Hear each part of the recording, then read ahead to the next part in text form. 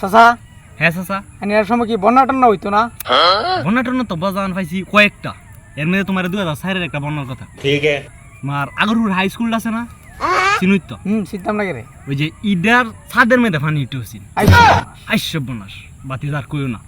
ওই যে তোমার বন্যা টন্যার মধ্যে তো আমরা খাওয়ান দাওয়ানের খুব অভাব আছিল, তো আমরা চিরা মুড়ি খাই বাইতে আসলাম। আইসব বনাস পরে তোমার আমার আবার মাছ না খাইলে ভাল লাগে না। পরে তোমার কি হচ্ছে জানো, এই যে তোমার এনতে নামছি এক কুবে 60 টাকা লাগা ছলাই দিছি।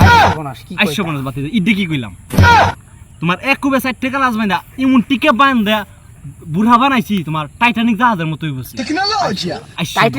টাইটানিক জাহাজ কি মনে হচ্ছে এই যুগের বাবা, তোমার এটা আমি বুঝাই পারতাম না। এরপরে তোমার এই যে ছাদের মধ্যে গেছি টাইটানিক জাহাজ মানে বুড়াটা লইয়া, তোমার একটা টুপ পালাইছি, মাছ টাছ তো উঠে না। পাতিটা যখন আর একটা টুপ পালাইছে অত বড় আদার দিয়া, আইসব বনাস এক বিশাল বড় তিমি মাছ উঠতে বসে। কি করি পরে কি করি